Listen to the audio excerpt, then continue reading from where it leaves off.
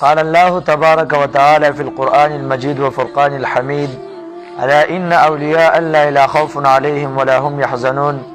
وقال رسول الله صلى الله عليه وسلم من كان لله كان الله له أو كما قال عليه السلام. محترم مسلمانانو، الله رب العزت قرآن مجید کی فرمائی الا ان اولیاء الله لا خوف عليهم ولا هم يحزنون. د الله په دوستانو باندې با یری خوف به پې نه او نه د وس او نه د قیامت په ورځ باندې. او پیغمبر علیه السلام فرمایي من کان لله کان الله له. چا چې الله رضا کا مطلب څوک چې د الله شو الله به د دشي، مطلب الله به هر سره دی بنده تابع کی. دیو جنا الله رضا کول دا په بنده باندې لازم دی، دا په بنده باندې فرض دی او دا په بنده باندې واجب دی چې الله به رضا کوي. د الله رضا به په هر میدان کې رټي، کو میدان جهاد دی، کو میدان تبلیغ دی، کو میدان تصوف دی، کو میدان سیاست دی، کو هر لار دا خو الله رضا بلټي. دیو جنا چې ته الله رضا کې الله بستا هر مشکلات دا ختم کی.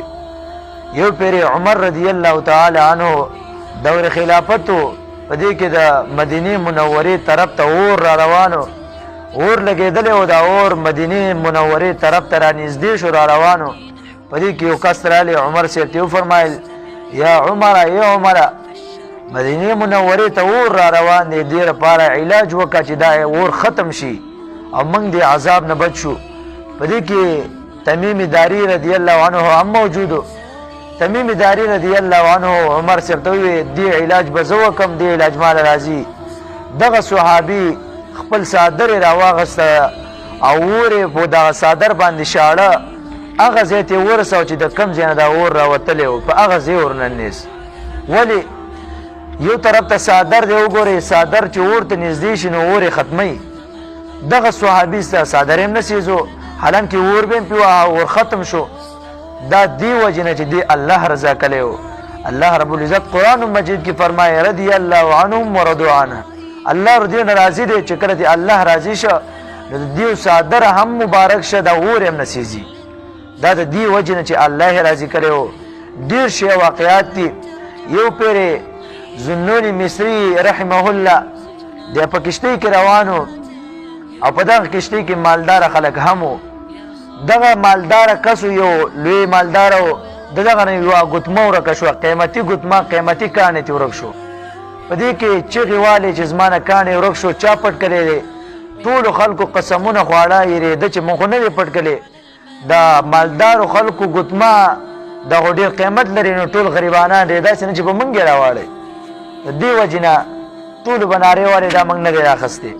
په دې کې یو ګټ ته یو طرف ته یو کس ناسو غلی ناسو، دغه کس باندې خلکو شک راغلی چې دا د پټکل او در اخیستې ده. په دې کې زنونی مصري خواله خلک ورغلی ورته ویل چې دا ګوتمه تا پټکلې ده. دغه مشر هم دغه مکم چې مشر و دا کشتۍ دا هم ورغلی وایي تا پټکلې ده. په دې کې دغه بزرګ او د الله ولي وویل چې ما خو نه ده راخیستې، نه ترې خبر یم. خو د غټو خلکو صدا نور هم ملګري شو، ورته یې وویل چې بېعزتي لکو خو شابه موږ له ګوتمه راکړه. په دې وخت کې دغه لاس الله ته اوچت لل او الله ته وویل چې یا الله ته خو په هر څه باندې عالم یې، ما ګوتمه نه لیدلې ده او نه ترې خبر یم. یا الله زما حیا وساتې، بېعزتي مې کېږي. دا خبرې چې څنګه وکړه نو وایي کشتۍ هر طرف ته میان راوچت شول او د هر مهي په خوله کې یو قیمتي کاڼې یو قیمتي غمې دا نیولی و. ټول خلک پوه شو چې او دا د الله ولی دی. هغه ټولو کسانو دا تی معافي وغوښته. دا ولې؟ دا د دې وجې نه چې دې بزرګ د الله عبادت کړی او الله یې راضي کړی و. دې وجې نه موږ او تاسو له پکار دی چې په هر ځای کې یو چې د الله رضا لټو، په خپل زړه کې د الله محبت کې نو الله به زموږ نه راضي شي.